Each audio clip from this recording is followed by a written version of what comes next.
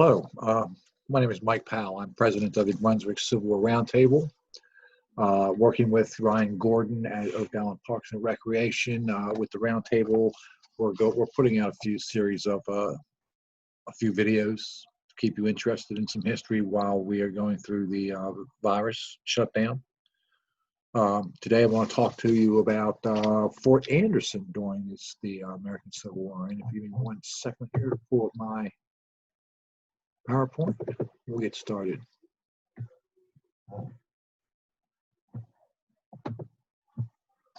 Okay.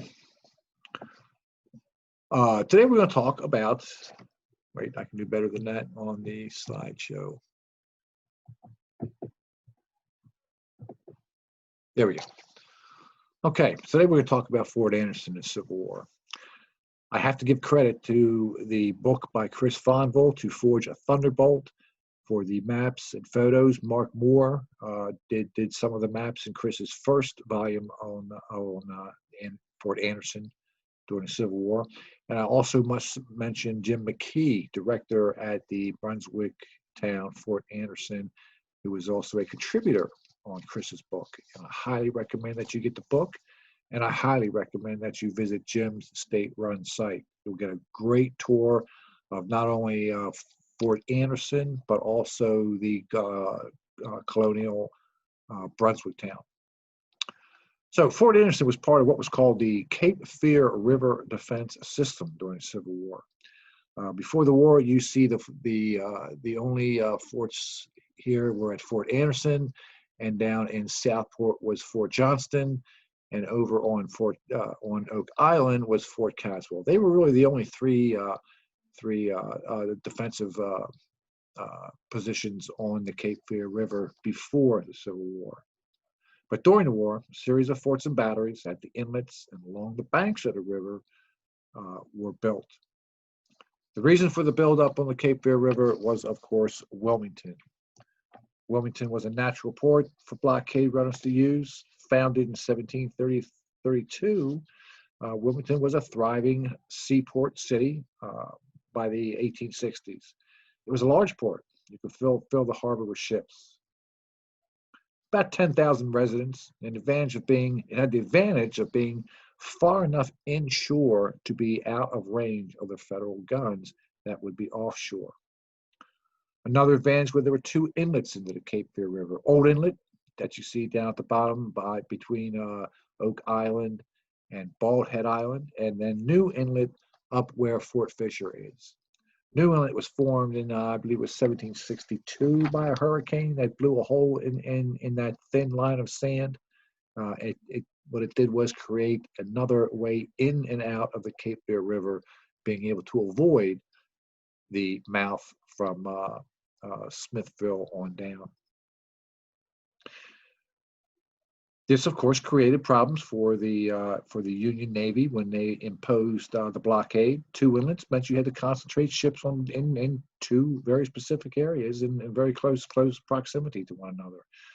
Also, frying pan shoals added to the complexity. Wilmington had another advantage of being close to Bermuda and the Bahamas. It was a quick turnaround for the blockade runners. And Smithville, Southport today, was a good place to wait for tide, moon, and the position of the United States Navy ships to make your escape. So a blockade runner appeared off the Cape Fear River the day after Lincoln signed the proclamation. The blockade would dominate the war for the Cape Fear region until late 1864 and early 1865. As I mentioned, the colonial town of Brunswick town was also Fort Anderson was built on top of the ruins of Brunswick town. Brunswick town was founded in 1725 by Maurice and Roger Moore. It rose as a supplier of naval stores to the British Empire. By 1731, Brunswick was Great Britain's main port of entry into the colony's southern region. In 1748, as part of what was known as King George's War, two Spanish sloops entered the river and set fire to Brunswick town. It was the final year of that war, and it caught the townspeople completely by surprise. colonists fled into the woods for several days, and then together with some local Africans, they managed to counterattack and force the Spanish back to their ship. The Fortuna, one of the two Spanish ships, blew up in the battle and killed about 80 of the Spaniards. This forced the others to leave in the one remaining sloop. However, hurricanes, yellow fever, and war all tried to destroy the colony on the banks of the Cape Fear, but it was the rise of Wilmington as a strong commercial port that kept Brunswick a small stop on the way. By the time of the American Revolution, Brunswick had already seen its best days, and on March 23rd, 1776, Captain John Collett, former commander at Fort Johnston in Smithville, led a party of men to Brunswick and burned the finest house in town, known as Russellborough. Though the British evacuated by November of 1776, this was the end of Brunswick. The residents scattered to the winds, and Jim McKee has annual archaeological digs out there, and they continue to find artifacts and unearth more history. Brunswick town had been reclaimed by nature when the Confederates finally moved in the 1860s. March 22nd, 1862, a big day. General French arrived at Brunswick Point on inspection tour of the Cape Fear River, and he was the first one to order earthworks be built as well as a line of entrenchments. Confederacy never had a strong navy. If you would generally defend, if possible, you would defend the Cape Fear River with your own ships. If you don't have those ships, you build forts to protect the valuable inlets and rivers. March was also the month that General Whiting issued General Order Number 33, which renamed Fort St. Philip to commemorate a distinguished gallant dead of North Carolina who was killed at Sharpsburg, Joseph R. Anderson. The new Hanover Historical Commission wanted information on the fort's namesake, and they were told that the fort was named after Joseph R. Anderson. It took some time, and the commission produced a plaque that is still on the wall at St. Philip's Church. However, they got it wrong. Joseph R. Anderson was a Virginian and did not die at Sharpsburg. However, George Burgoyne Anderson was from North Carolina and did die at Sharpsburg. But the plaque remains with the name Joseph R. There you see pictures of both of them. I don't know exactly what year the Hanover Commission placed the plaque there. That'll be a good question for Jim McKee when you go out there. April 1862, Lieutenant Rowland had extended the works about 1.25 miles perpendicular to the river out to Orton Pond. It was hot, there was a lot of bugs, snakes, alligators. Work was slow, and they were using up men quickly. Throughout 62, 63, and early 64, work continued on the earthworks at Fort Anderson and batteries all up and down the river. Fort Holmes was built over Bald Head Island to add the firepower of the Fort Caswell guns to control Old Inlet. In November 1863, Fort Anderson had a distinguished guest. It was Jefferson Davis, who made a surprise visit to Wilmington on a inspection tour. It was his only visit to the area, and he was impressed with the size and strength of the fort. 1864 approaches. It was the year of decision for the Civil War. Atlanta fell. Sherman was marching to the sea. General Sheridan had cleared the Shenandoah Valley. Grant had bottled up Lee and Petersburg. It meant that the ever-shrinking Confederacy was closing in on the Cape Fear. Up to now, Anderson had been a backwater post, not seeing any action. But the capture of Fort Fisher in January of 1865 changed all that. The slide you see here shows the various regiments that were represented at the and their postings in December of 1864.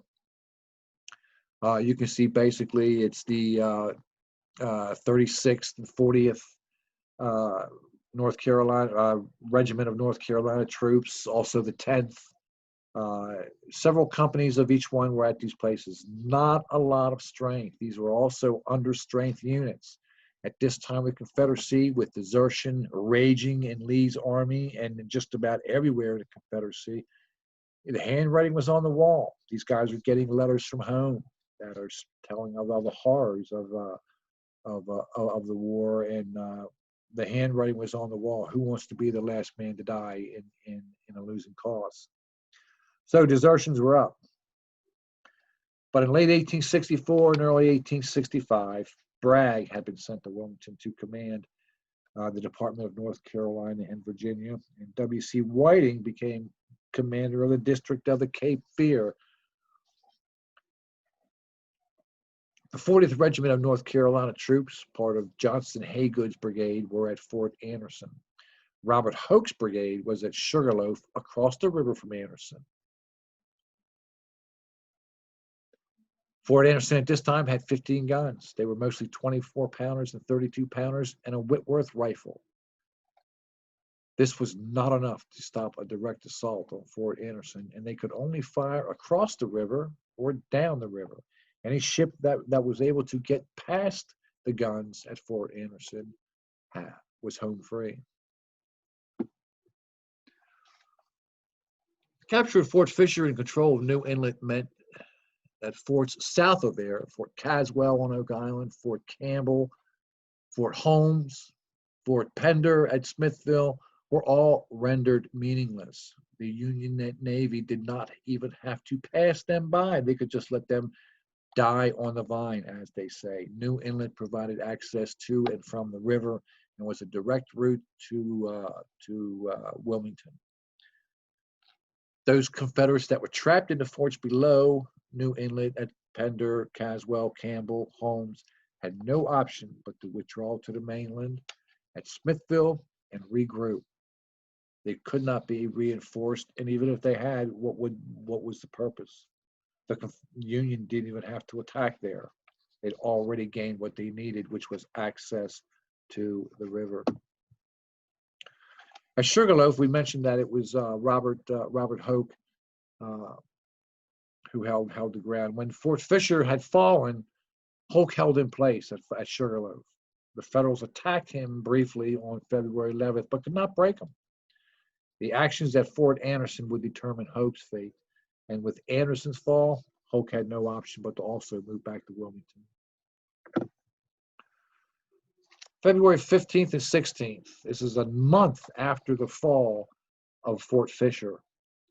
All the preparations being made at Smithville for the closing act on Wilmington. Forces under Jacob Cox moved out of Smithville north to Fort Anderson. When they did move, it would be a combined attack with Federal troops moving up both sides of the river as the Navy sailed upriver to Wilmington, providing the infantry with cover and support from their ships. Besides the large batteries, where you see the A and B for the big guns, and all those large earthworks, just like you see at Fort Fisher, are still there. As I said before, they were only built to defend the river.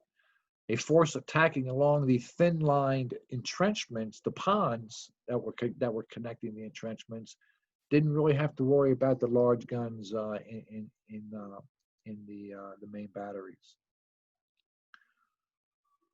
They dug trenches perpendicular to the river out towards Orton Pond. The number of ponds in between provided excellent flank cover for the entrenches, so they would just connect each pond with a line of trenches. But sooner or later, you have to, and after about 2 miles, sooner or later, you're going to run out of ponds, and your flank is still going to be, as they say, in the air and subject to being turned. Lewis Hebert, who was who had been the commander in Smithville, wrote, "I ascertained the country west of Orton Pond, and from the head of Waldron Creek, there are many roads by which the enemy could strike in above me on the upper Town Creek Road. I do not fear any movement of this time in this manner yet." Now, this was written 2 or 3 weeks earlier. Now that he was at Fort Anderson, that's exactly the plan that the Federals would use to capture the fort. Get above his line and come into the rear and flank. Here we see pictures, some old photos of the batteries, the earthworks, the mounds at Fort Anderson. The red arrow on the in the upper right corner shows the view from just beyond where the visitor center sits today. Terry spent much of his time of this month off. General Terry, who commanded the federal forces, he had restored Fort Fisher after the battle in January. The winter had been very damp, windy, and cold, and many of the soldiers at Fort Anderson had left their previous posts in such a hurry they did not have proper clothing for this bad weather, and supplies could only reach them by wagon now. They couldn't use the river. There was also a lack of adequate housing and for the swollen garrison. A shanty of logs, planks, and sand over a thick pile of pine straw was the only lodging many of them had. The only food they had was what they could kill in the forest. Some Confederate soldiers had seen enough and decided to leave the army, but at least in the winter there was no mosquitoes.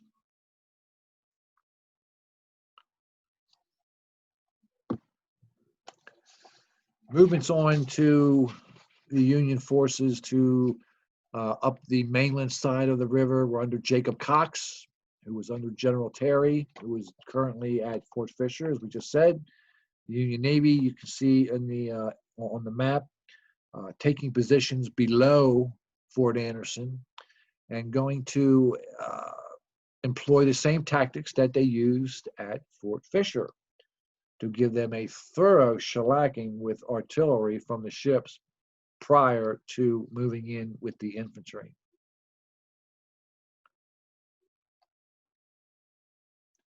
The Federal ships engaged the fort on February 17th. Besides doing whatever damage, and they weren't going to be able to do a whole lot of damage to these earth forts, but they were going to be able to keep their attention of the Confederates on them as Cox's advance got closer and closer to their fort. The 18th was selected as the day for the attack, and the narrow channel forced the ships to form into a single line file. This position meant they could only fire with their bow guns, but that was still plenty. Porter, learning from more lessons from Fort Fisher, ordered his guns to fire only at batteries, not at the flag. One of the lessons was that the Confederates would move the flag to the middle to someplace out of range, causing the Federal ships to overshoot as they did at Fort Fisher when the Confederates placed the flag in the river. Most of the fleet remained out of range of Anderson's antiquated artillery pieces anyway. One ship, the Montauk, moved in close. The map that you see here was actually original. It was actually purchased by the Brunswick Civil War Roundtable and presented to Jim McKee at Fort Anderson for display. Here we see the Montauk. Montauk is one of the classic monitors. Okay, it was under command of Lieutenant Commander Edward Stone.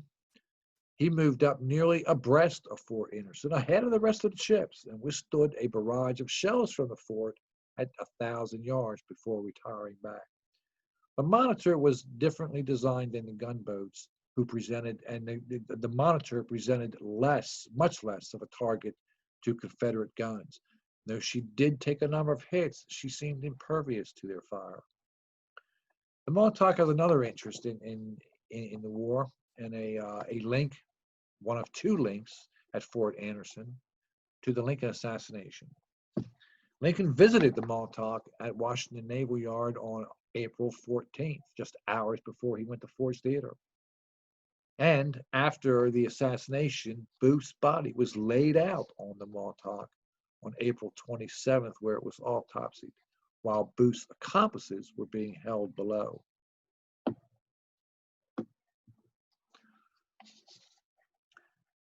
The attack on February the 18th, as federal troops approached the fort on the 17th, the pickets of the 2nd South Carolina Cavalry continued to engage them.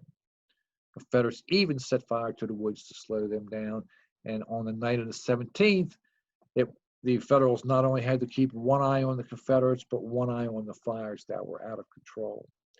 At about 7 o'clock on the morning of the 18th, General Jacob Cox, Union commander, deployed his troops in the ashes of the burnt woods, and they pushed the Confederates back into their works.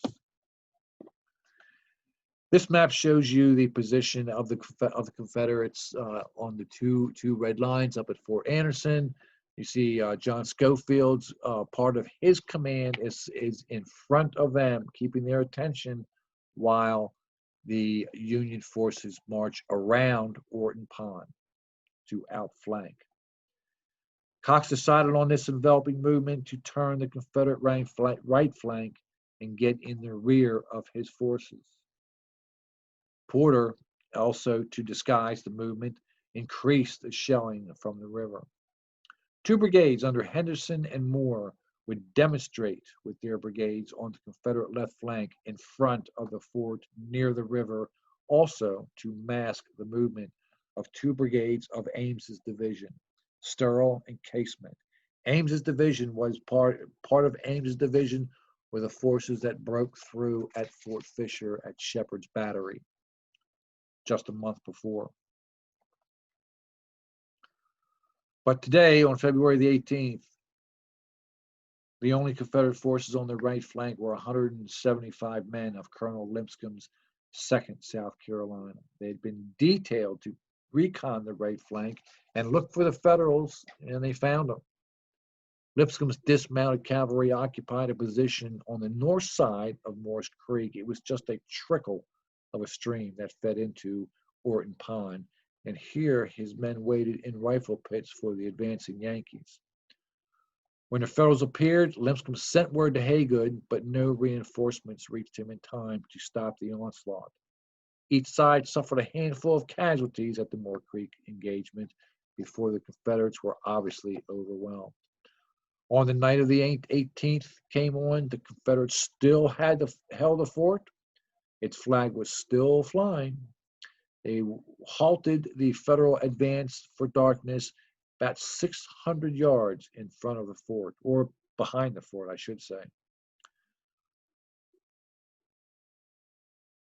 Union artillery kept up a sporadic fire all night. It's time to bring in one of the characters of the Civil War, and especially here at Fort Anderson. Lieutenant William B. Cushing served on USS Monticello in the blockade line. He gained a reputation as a daring young officer and was familiar with Smithville and the waters of the Cape Fear. In February of '64, he came ashore with a small band of his like-minded daredevils and attempted to capture Louis Hebert at his hotel in Smithville. He made it to the general's room, only to find that he had gone to Wilmington for the night. Cushing left a card saying how sorry he was to have missed him, and he led another raid into the Cape Fear River in June of '64 to attempt to capture the ironclad built in Wilmington, the CSS Raleigh, that was operating on the Cape Fear River. He found out that the Raleigh had sunk about a week ago, but Cushing carried on with his raid and discovered a great deal of intelligence before returning to his ship. In October of '64, Cushing destroyed the ironclad Albemarle on the Neuse River, and this was probably his most daring accomplishment. It was Cushing, though, who raised the Union flag over the abandoned Fort Caswell and Fort Pender in Smithville the day after Fort Fisher fell, and he was the one that was sent to raise the flag at Fort Caswell. He found that abandoned. He went to Smithville and raised the flag there too. He now turned his talents to Fort Anderson.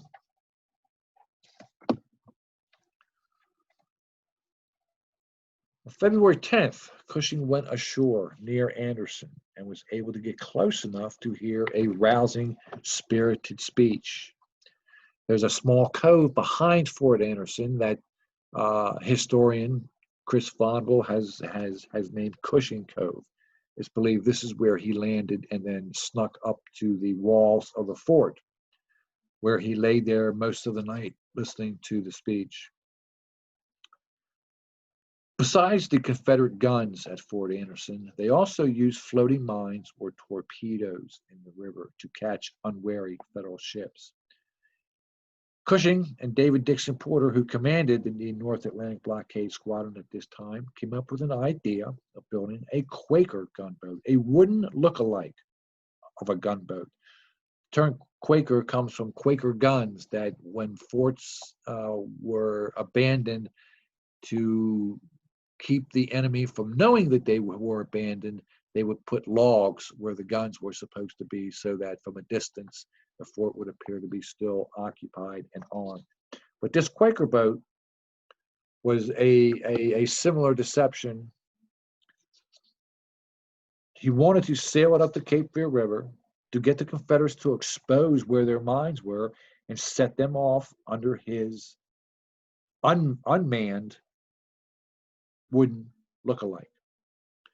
Lieutenant Eugene Martin, the ordnance officer at Fort Anderson, wrote, "These torpedoes were attached to floats of just sufficient buoyancy to keep them near the surface of the water and were provided with sensitive fuses so that if touched, they would explode."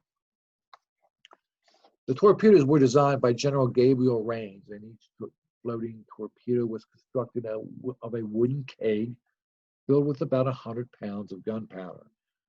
There is an excellent exhibit at Fort Anderson in the visitor center in the back there towards the rear entrance, where you can see a Confederate torpedo.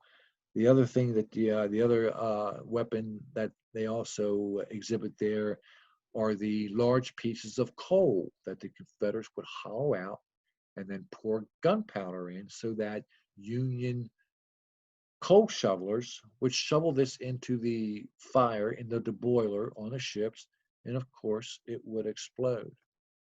Very clever.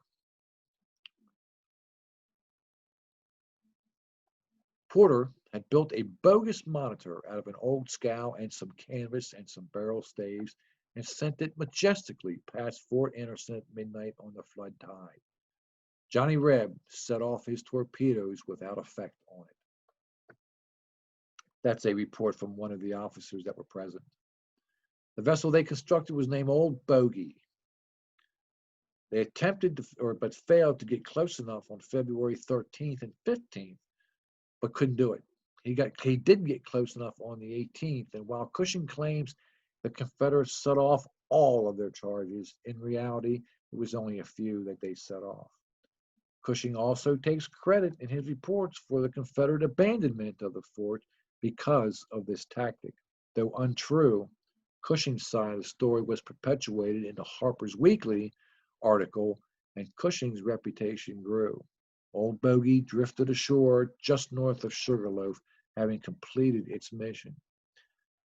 Cushing's a very interesting guy. It must have been a very interesting family because his brother was Alonzo Cushing, who was awarded the Medal of Honor, I guess about a decade ago, maybe a little longer. He commanded the battery of guns that took the brunt of Pickett's charge on the third day at Gettysburg. So on February 19th, 1865 at 2:05 a.m., Johnson Haygood, commanding at Fort Anderson, write to General Hoke, commanding Confederate troops at Sugarloaf. "When the force on my right rear moves, I must abandon this place or sacrifice my command. I think this place ought to be evacuated," and he did so 30 minutes later. One of the best stories, I told you there were two connections at Fort Anderson to the Lincoln assassination, and this is the second one and an even better one. This is one of the great stories of the war, and the research that Chris Fonville and Jim McKedd did to put this story together is simply outstanding. And if you go out there, you'll hear the whole story. I'm only going to give you the highlight here, the teaser, just to let you know what this flag represents. This was the garrison flag at Fort Anderson, and as the garrison retreated north to Wilmington, it fell out of one of the wagons or was left. It was found by a Indiana soldier who pushed it up the chain of command. It eventually arrived in Washington, D.C.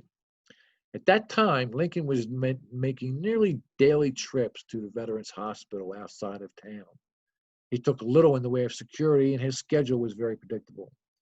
Before John Wilkes Booth decided to kill the President of the United States, he planned on trying to capture him and exchange him for Confederate POWs. Also at this time, Oliver P. Morton, governor of Indiana, was in D.C. on a field trip to glad hand with the Indiana troops. It was decided to present him with this flag found by the Indiana soldier at Fort Anderson, and the presentation was set for March 17th. This was the same day that John Wilkes Booth planned to wait in the bushes on the route to the hospital and ambush the president. At the last minute, Lincoln decided to attend the ceremony for Oliver P. Morton and cancel his trip to the Veterans Hospital, leaving John Wilkes Booth waiting in the bushes. There are too many what-ifs to contemplate, but it is fun to try to do so with this scenario. I'm often puzzled why Hollywood feels the need to embellish historically based movies when there are such great stories as this. The flag is on exhibit at Brunswick Town Fort Anderson Visitor Center. And as I say, get Jim to tell you the entire story. The Confederates tried to make a stand at Town Creek, which was really the next natural defensive position between Fort Anderson and Wilmington, but this was also wishful thinking. If they couldn't stop them at Fort Anderson, they were not going to stop them at Town Creek or anywhere. This was a small engagement outside of Wilmington, where the present site of Cameron Art Museum was the last effort of the Confederacy to stop the capture of the town, February 21st, 1865. The site has some fine interpretation if you go there. It's called Forks Road, the Battle of Forks Road. It is right on the grounds of the Cameron Art Museum. And they are at present working on getting a new monument to pay honor to the USCT troops that fought at the Battle of Forks Road. The virus, I suppose, has put a big damper on that. So the war was over for the Cape Fear River. Day after Battle at Forks Road, Wilmington was captured by the Federals. This was the last link that Robert E. Lee had to any supply line.